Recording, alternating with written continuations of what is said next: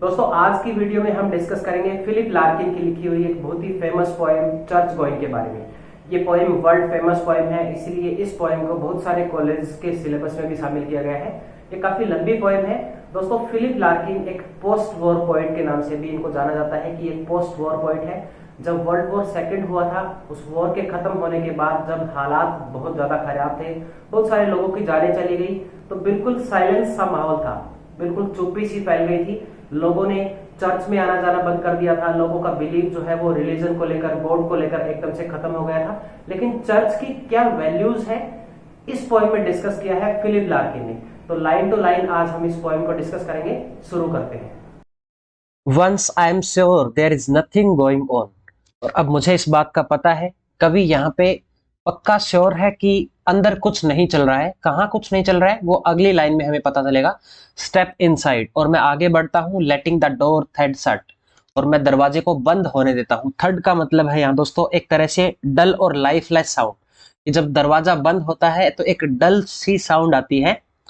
Another church, तो यहाँ पे पता चल रहा है कि वो एक चर्च में एंटर कर रहा है। Another church matting seats and stone, जैसे कि दूसरे चर्च में होता है, इस चर्च में भी मैट लगे हुए हैं, सीट्स लगी हुई है और स्टोन यानी कि कुछ मूर्तियां हैं जो पत्थर से बनाई हुई है। एंड लिटिल बुक्स, और कुछ किताबें रखी गई है। स्प्रालिंग ऑफ फ्लावर्स, और कुछ फूल बिखरे पड़े हैं। कट फॉर संडे, जिनको संडे के लिए काटा गया है। ब्राउनिश नाउ, बट अब ये ब्राउन हो गए हैं, मतलब अब जो फूल हैं वो सूख गए हैं या मुरझा गए हैं। सम ब्रास एंड स्टफ, और चर्च में कुछ ऐसे ऑब्जेक्ट्स और स्टफ पड़े हैं जिनको ब्रास एक धातु है उससे बनाया गया है। Up at the Holi and, और यह कहाँ पे रखे गए हैं? होली एंड की तरफ, जहां पे प्रेयर की जाती है, पूजा की जाती है। द स्मॉल नीट ऑर्गन, और वहां पे कुछ और दूसरे छोटे ऑर्गन भी पड़े हुए हैं। And a tense musty unignorable silence, और एक तनाव से भरी हुई, मस्टी का मतलब है यहाँ पे अनक्लीनिंग स्मेल, एक ऐसी यहाँ पे स्मेल आ रही है। और अनइग्नोरेबल साइलेंस है, और एक ऐसी खामोशी है जिसको इग्नोर नहीं किया जा सकता। Brewed God knows how long, यहाँ पोइट बोलता है और ये कितने लंबे समय से है या कितने लंबे समय तक रहेगा, इसके बारे में तो गॉड ही जानता है। Hatless take off my cycle clips in awkward reverence, और जो हेट पॉइंट ने लगा रखी है वो उसने उतार दी है। I take off my cycle clips, और मैंने अपनी जो साइकिल की क्लिप्स है वो भी उतार दी है। इन ऑकवर्ड रेवरेंस, एक बेढंग तरीके से। तो दोस्तों पहले के जमाने में, पहले के टाइम पे लोग जो है वो काफी लूज पैंट्स पहनते थे। जब वो साइकिल चलाते थे तो वो लूज पैंट्स उनकी साइकिल की चेन में फंस जाती थी, और उस चेन में ना फंसे इसलिए वो अपनी पैंट्स में एक क्लिप लगाते थे। और यहाँ पे उस क्लिप की वो बात हो रही है, वो क्लिप उसने अब उतार दी है। मूव फॉरवर्ड, मैं आगे बढ़ता हूँ। Run my hand around the font, और मैं अपने हाथ जो है वो फॉन्ट के ऊपर फेरता हूँ। जो दीवारों पे लिखावट है, जो लिखा गया है, उनके ऊपर अपने हाथों को दौड़ाता हूँ। फ्रॉम वेयर आई स्टैंड, जहां पे मैं खड़ा हूँ। The roof looks almost new clean और रिस्टोर्ड, जहां मैं खड़ा हूँ वहां से रूफ जो है वो किस तरह की दिखाई देती है, जैसे कि उनको साफ किया गया है या फिर रिस्टोर, दोबारा से बनाया गया है। यहाँ दोस्तों कवि का ज्यादा इंटरेस्ट एवरीडे लाइफ की चीजों में ज्यादा है, स्पिरिचुअल सिग्निफिकेंस की बजाय। यानी कि चर्च में आध्यात्मिक चीजों को ऑब्जर्व करने के बजाय पॉइंट उन डल चीजों की तरफ देख रहा है जिनका कोई महत्व नहीं है। यहाँ पे क्या मतलब है दोस्तों इस बात का, कि अब चर्च को लेकर लोगों का जो बिलीफ है वो खत्म होता जा रहा है। समवन वुड नो, कोई जानता होगा। आई डोंट, बट मैं नहीं जानता। तो इन चीजों के बारे में कभी नहीं जानता कि इसको दोबारा से बनाया गया है या फिर इसको साफ करवाया गया है। कोई तो इसके बारे में जानता होगा, बट आई डोंट, परंतु मैं नहीं जानता। Mounting the lectern I peruse a few, mounting का मतलब होता है आगे बढ़ना। लेक्टर्न, लेक्टर्न एक तरह का डेस्क होता है जहां पे जो होली ग्रंथ है उनको पढ़ा जाता है। इनको एक प्रॉपर तरीके से एक जगह पे फिक्स किया गया है, वो उसकी तरफ बढ़ता है। I peruse a few hectoring large scale verses, और फिर मैं पढ़ने लगता हूँ। हेक्टरिंग का मतलब है धमकी भरे जो आवाज है उससे। लार्ज स्केल, बड़े बड़े जो वर्ड्स में वर्स लिखी हुई है, जो पोएम लिखी हुई है, उनको मैं पढ़ता हूँ।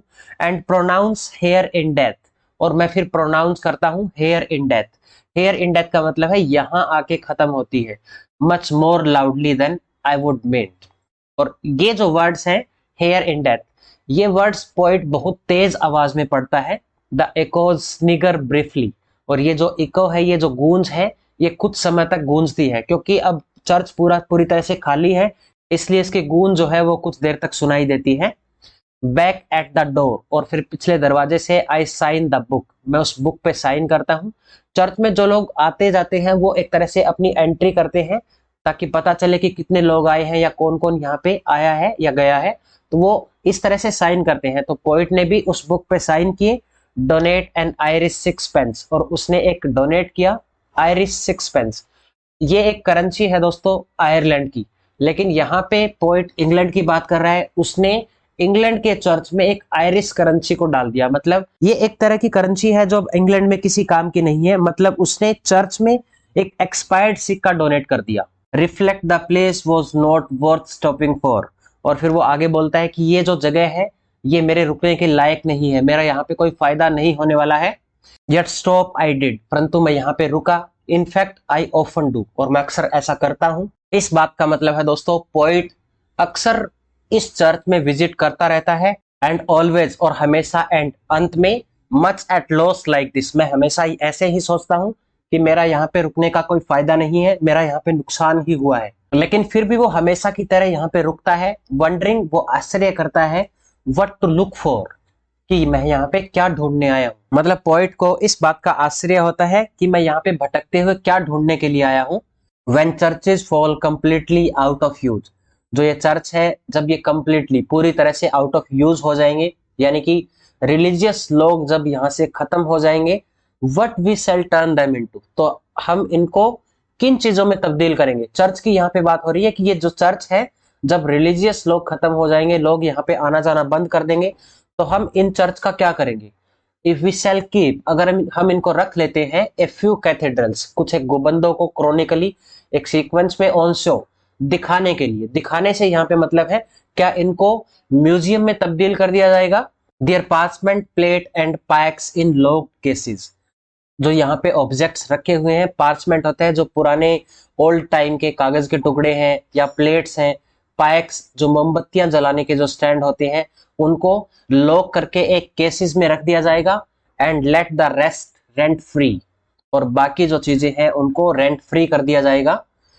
टू रेन एंड सीप, जो बारिश का मौसम है, ताकि यहाँ पे उस टाइम पे लोग आ जा सके खुद को भीगने से बचाने के लिए। एंड सीप जो चरवाहे होते हैं वो अपनी भेड़ों को लेकर भी बारिश के मौसम में यहाँ पे रुक सकते हैं। क्या चर्च को फिर इस तरह के कामों के लिए यूज किया जाएगा। Shall we avoid them as unlucky places, क्या हम इनको इस तरीके से अवॉइड कर देंगे ये मानकर कि ये हमारे लिए एक अनलकी प्लेस है, हमारे लिए एक तरीके से क्या ये अशुभ होगा। और after dark will dubious woman come, और अंधेरा होने के बाद क्या ड्यूबियस वुमेन, एक तरह से शक्की टाइप की वुमेन, या फिर यहाँ पे सुपरस्टिशियस से मतलब है ड्यूबियस, क्या अंधविश्वासी वुमेन यहाँ पे आएंगी to make their children touch, जो वो अपने बच्चों को यहाँ पे आके बोलेंगे कि तुम ए पर्टिकुलर स्टोन, ये जो मूर्तियां यहाँ पे बनी हुई है इनको टच करो। उनके टच करने से क्या उनका भाग्य बदल जाएगा। क्या इस तरह के अंधविश्वासी लोग यहाँ पे आएंगे। Pick simples for a cancer, या फिर कुछ इस तरह के लोग आएंगे जो यहाँ पे आके, सिंपल्स का मतलब होता है जड़ी बूटियां, हर्ब्स, जो यहाँ पे आके जड़ी बूटियों को इकट्ठा करेंगे फॉर ए कैंसर, जो एक कैंसर जैसे रोग होते हैं उनको हील करने के लिए। और on some advised night see walking a dead one, या फिर कुछ इस तरह के लोग आएंगे जिनको बताया गया है कि चर्च में रात को कुछ मरे हुए लोग जो है वो चलते हुए दिखाई देते हैं। पावर ऑफ सम सॉर्ट और other will go on in games in riddles seemingly at random. यहाँ कवि का मतलब है दोस्तों, अगर रिलीजियस फेथ लोगों का खत्म हो गया तो लोग क्या सोचेंगे और क्या करेंगे। क्या लोग सुपर नेचुरल पावर में इसके बाद भी वो इंटरेस्ट रखेंगे, या फिर वो मान लेंगे कि ऐसा कुछ नहीं होता, ये सिर्फ गेम्स और रिडल्स में होता है, या सीमिंगली एट रैंडम, या फिर सिर्फ वो रैंडमली ये चीजें होती है। But superstition like belief must die, but जो सुपरस्टिशन है, जो अंधविश्वास है, लाइक बिलीफ, जैसे बिलीफ खत्म हो गया इसी तरीके से एक दिन सुपरस्टिशन भी खत्म हो जाएगा। And what remains when disbelief has gone, और जब ये अफवाहें खत्म हो जाएंगी, ये अंधविश्वास खत्म हो जाएगा, तो वहां पे क्या रहेगा, क्या बचेगा। ग्रास, क्या वहां पे घास फूस बचेगा। वीडी पावमेंट, सड़क पे उगी हुई घास रहेगी, खरपतवार रहेगी। ब्रैम्बल्स, टूटी हुई टहनियां रहेंगी। या बट्रेस, या वो पिलर रहेंगे जिनके सहारे पे ये दीवारें खड़ी है। स्काई, या फिर ये आसमान रहेगा। तो पोइट का यहाँ पे बोलने का मतलब है कि जब लोगों का ये अंधविश्वास भी खत्म हो जाएगा तो उस चर्च में कौन सी चीजें रहेंगी? A shapeless recognisable each week, और इसकी जो शेप है, इसकी जो आकृति है चर्च की, वो हर वीक लेस रिकॉग्नाइजेबल होगी। हर वीक इसकी जो शेप है वो खराब होती जाएगी, लोग इसको पहचानना बंद कर देंगे। ए पर्पज मोर ऑब्सक्योर, कि इसको किस पर्पज से बनाया गया था।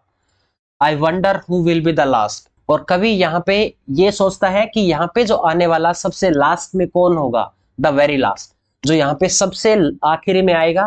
टू सीक दिस प्लेस, इस स्थान को ढूंढते हुए, फॉर व्हाट इट वाज, कि इसको किस पर्पज के लिए बनाया गया था, यानी कि इस चर्च को प्रेयर करने के लिए बनाया गया था। वो प्रेयर करने वाला सबसे लास्ट आदमी कौन होगा जो यहाँ पे प्रेयर करने के लिए आएगा।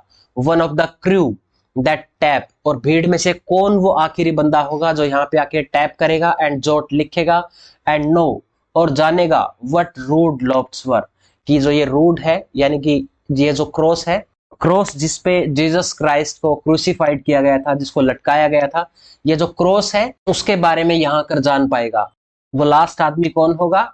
सम र्यून बीबर, क्या वो कोई अल्कोहलिक होगा, कोई नशे करने वाला होगा, कोई शराबी होगा, या फिर रेंडी फॉर एंटीक, या फिर कोई जो पुरानी चीजें खरीदते हैं उनका कोई दलाल होगा, और क्रिसमस एडिक्ट, या फिर कोई ऐसा आदमी होगा जो क्रिसमस का एडिक्ट होगा, जो हर साल क्रिसमस पे चर्च में आता है।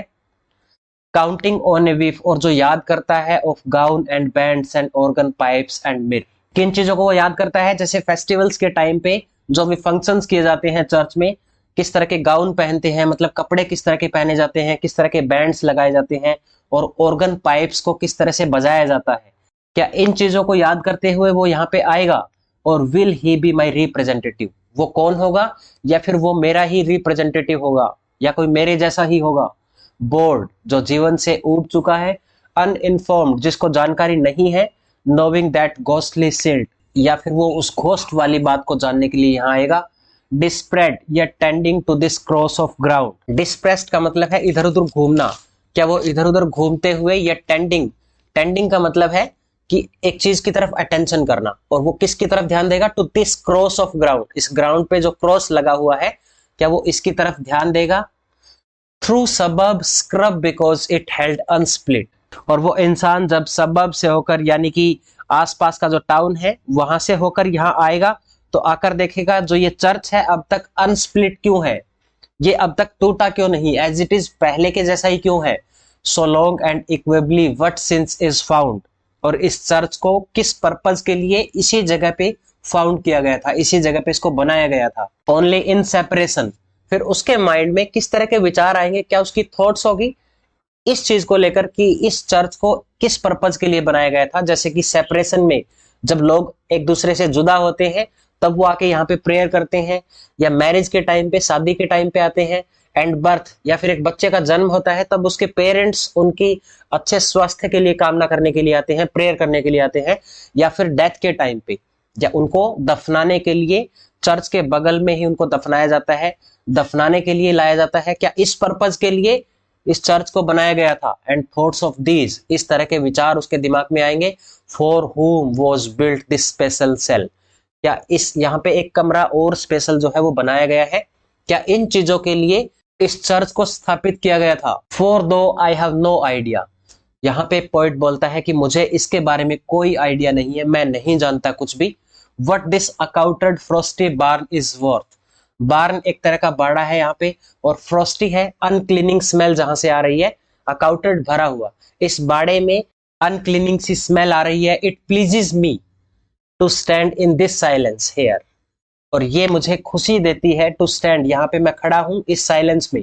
पोइट यहाँ बोलता है कि भले ही मुझे किसी तरह की यहाँ स्मेल आ रही हो, या मुझे नहीं पता कि उसको किस पर्पज के लिए बनाया गया है, बट ये यहाँ जो खामोशी है ये मुझे खुशी देती है, मुझे प्रसन्नता देती है।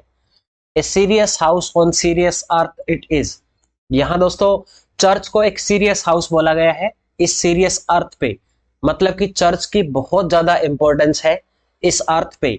इन whose blend air all over compulsion meet, और यहाँ पे जो हवा आके मिलती है उसमें हमारी सारी कंपल्सन जो है वो आके यहाँ मिल जाती है, मतलब कि जो हमारी सारी मजबूरियां हैं या जो तनाव है वो चर्च में आने के बाद सब कुछ खत्म हो जाता है, इसलिए चर्च बहुत ज्यादा जरूरी है, बहुत इंपॉर्टेंस है चर्च की।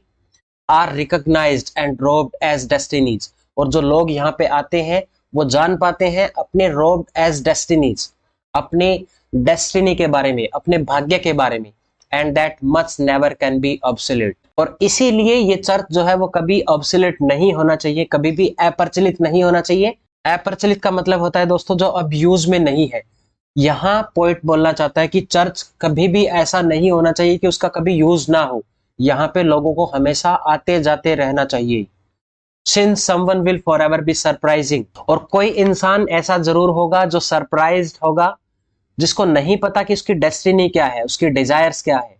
ए hunger in himself to be more serious, उसके अंदर की जो भूख है वो उसको और ज्यादा लाइफ के प्रति सीरियस कर देगी। And gravitating with it to this ground, और वो उसको खींच कर ले आएगी। ग्रेविटेटिंग का मतलब है खींच कर लाना। ये जो ग्राउंड है, ये जो चर्च है, उस इंसान को भी यहां तक खींच के ले आएगी।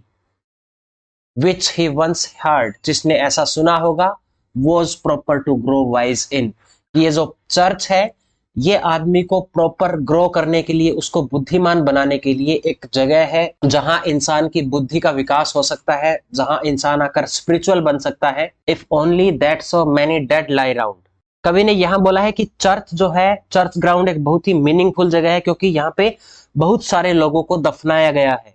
हजारों सालों से लोग अपनी लाइफ धर्म और अंधविश्वास को लेकर खो देते हैं, परंतु जब जीवन का आखिरी समय आता है तो लोगों की हमेशा एक डिजायर होती है कि उन्हें लाइफ में एक हाई पर्पस सर्व किया जा सके, एक अच्छा सम्मान दिया जा सके। तो इसलिए चर्च एक ऐसी जगह है जहां पे हजारों लोगों को दफनाया गया है, इसीलिए इसकी इंपॉर्टेंस बहुत ज्यादा है। और जो चर्च जैसी जो पवित्र जगह है, उनका स्थान हमारे दिल में हमेशा के लिए रहना चाहिए। हमें भी चर्च में हमेशा आते जाते रहना चाहिए। इसी के साथ दोस्तों ये पोएम खत्म होती है।